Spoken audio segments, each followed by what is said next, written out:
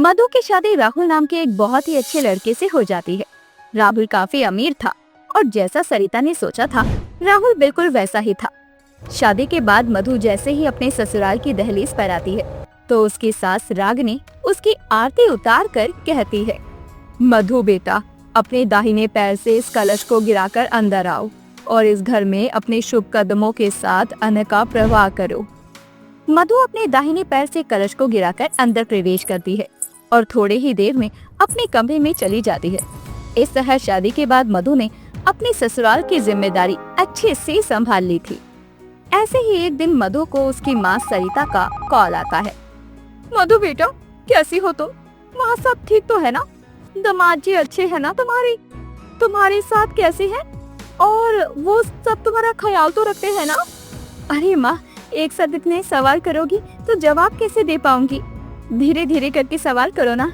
एक तो मेरे पास वैसे ही भी टाइम नहीं बचता है, जो टाइम बचता है उसमें भी आप कॉल करके मेरा दिमाग खराब करती हैं।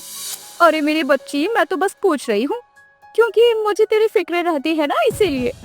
देखो, इतनी फॉर्मेलिटी करने की जरूरत नहीं है क्योंकि ये मैं भी बहुत अच्छे से जानती हूँ कि तुम मेरा कितना ख्याल रखती हो और कितना नहीं, इसीलिए इतना दिखावा करने की कोई जरूरत नहीं है। मधु अपनी माँ को फटकार लगा रही थी, लेकिन तभी वहाँ पर राहुल आ जाता है और राहुल को देखकर मधु अपनी माँ से मीठी बन जाती है। अच्छा ठीक है माँ, यहाँ राहुल और मेरी सास दोनों ही अच्छे हैं। घर में नौकर चाकर है, लेकिन फिर भी घर में खाना मैं बनाती हूँ क्योंकि राहुल को नौकरानी के हाथ का खाना पसंद नहीं है ना, इसीलिए। अच्छा माँ, मैं आपसे बाद में बात करती हूँ, राहुल जी आ गए हैं, थोड़ा उनको खाना दे दूँ। इतना बोलकर सरिता फोन कट कर देती है। तो वही सरिता अपनी आंखों में आंसू लिए अपने पति की फोटो के पास जाती है और उससे कहती है, देख रहे हो जी, आप किस तरह हमारी बेटी मुझसे बात कर रही है। कभी कभी तो इसके मुंह से प्यार से शब्द सुनने के लिए ये कान तरस जाते हैं। पता नहीं कब ये मुझे अपनाएगी। जहाँ एक तरफ सरिता अपने पति की फोटो से बात कर रही थी तो वहीं मधु भी अपने ससुराल में काफी खुश थी। ऐसे ही एक दिन मधु किचन में काम कर रही थी, तभी उसके फोन पर सरिता का कॉल आता है, लेकिन मधु अपनी माँ का कॉल रिसीव ना कर इग्नोर कर देती है। बार बार कॉल आने के बाद भी मधु अपनी माँ का फोन नहीं उठाती। कुछ देर बाद जब राहुल मधु के पास आता है तो, मधु, तुम माँ का कॉल क्यों नहीं उठा रही हो? वो तुम्हें इतनी देर से कॉल कर रही हैं। राहुल जी, मैं काम कर रही हूँ, अभी मेरे पास इतना समय नहीं है काम के दौरान मैं अपनी माँ का कॉल उठाऊं। तुम कितनी सेल्फिश हो। अरे तुम्हें पता भी है उनकी कितनी ज्यादा तबीयत खराब है।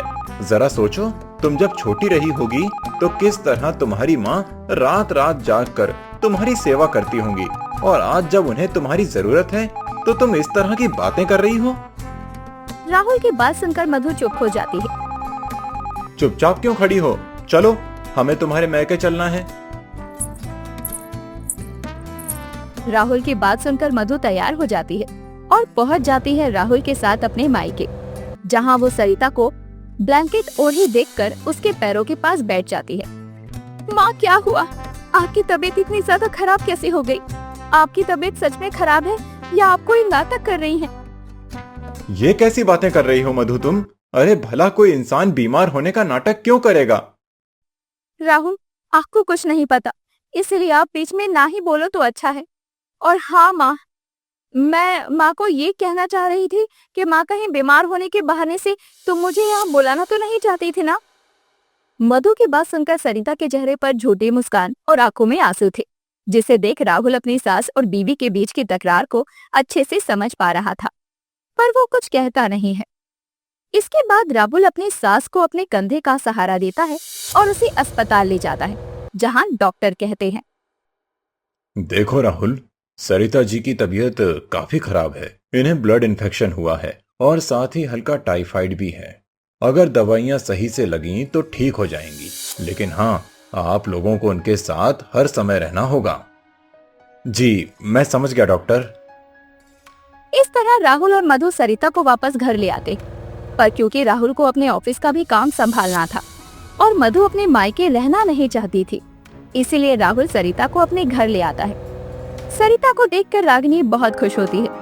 अब समय यूं ही गुजरता है और एक दिन जब राहुल नहाकर बाहर आता है तभी वहाँ सरिता पहुँच जाती है।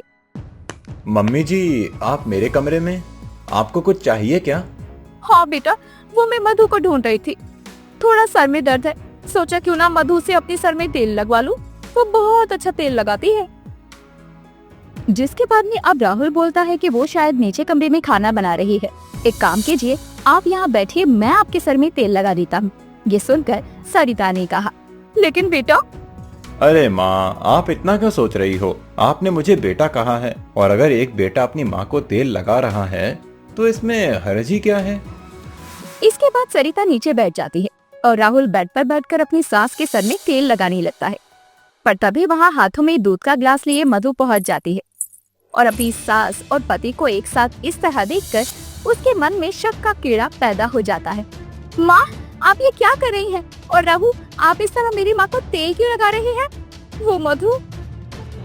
माँ के सर में दर्द हो रहा था, वो तुम्हें ढूंढ रही थी, और तुम नीचे खाना बना रही थी, तो मैंने माँ को कहा कि लाओ मैं लगा दूं तेल। अब जब तुम आ ही गई हो तो माँ के सर की मसाज तुम ही कर दो। मेरा बस चली तो मैं इन्हें गंजा ही कर दूं, ना रहेंगे बाल और ना लगेगा तेल। क्या कहा तुमने? मैंने कहा क्यों नहीं, मैं अभी माँ के सर में तेल लगा देती हूँ। इस तरह मधु अपने माँ के सर को पकड़कर बैठ जाती है।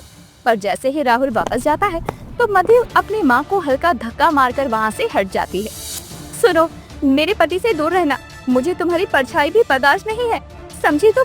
यहाँ मेरे पति की वजह से हो तुम, क्योंकि उनको लगता है कि तुम बहुत ही सती सावित्री हो। लेकिन जिस दिन उन्हें तुम्हारा सच पता लगेगा ना, उस दिन वो भी तुमसे नफरत करने लगेंगे। इतना बोलकर मधु वहाँ से चली जाती है, पर अपनी बेटी की कड़वी बातें सरिता के दिल को छलनी छलनी कर जाती है। सभी डाइनिंग टेबल पर खाने का इंतजार कर रहे होते हैं।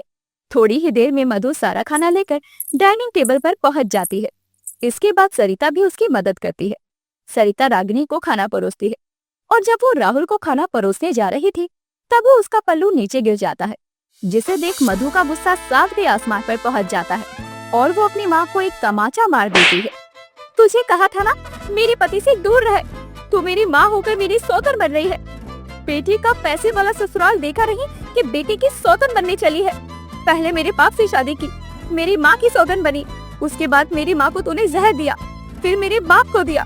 जब सारी प्रॉपर्टी तेरे नाम हो गई तो तूने मेरी शादी करवाकर मुझे घर से बेदखल कर दिया।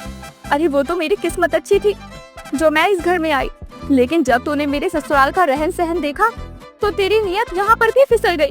मैंने तुझे पहले ही वार्न किया था कि मेरे पति से दूर रह, लेकिन तू अपनी नीयत से बाज नहीं आएगी।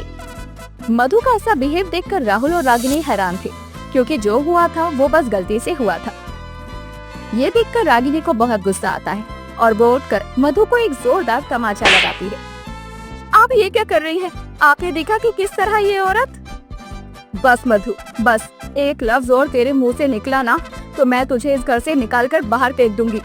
अरे तू जानती ही क्या है अपनी माँ के बारे में, जो तू इस तरह से इस औरत को उल्टा या नीच बोल रही है, जो तू इस औरत को उल्टा या नीच बोल रही है। वो मेरी बचपन की दोस्त है, और रही जलने की बात, अगर वो तुझसे जलती ना तो तेरी शादी मेरे बेटे से नहीं बल्कि एक भिखारी परिवार में करवाती। अरे वो तो तेरे मुंह से प्यार से माँ शब्द सुनने के लिए तरस चुकी है, लेकिन तुझे ये समझ नहीं आएगा बेटा, क्योंकि तू अभी माँ नहीं बनी ना। तेरी माँ का एक्सीडेंट एक हादसा था और तेरे पिता की मौत उनकी बीमारी के कारण हुई, लेकिन ये भी तू कभी नहीं समझ पाई और हमेशा तूने सरिता को दोषी ठहराया। अगर दूसरा बच्चा होता तो तेरा प्यार कम हो जाता, इसीलिए सरिता ने आज तक अपनी औलाद ही नहीं की। वो नहीं चाहती थी कि तेरा प्यार कम हो। ये सब सुनकर मधु को खुद के किए पर पछतावा होता है। वो अपनी सास और माँ से माफी मांगती है, पर क्योंकि आज सारी हदें पार हो गई थी इसीलिए सरिता उसे माफ तो कर देती है। पर अगले ही सुबह वो अपने घर चली जाती है और अगले एक हफ्ते में वकील के हाथों अपनी जायदाद के पेपर भिजवाती है, जिस पर उसके घर का एक एक कोना मधु के नाम था।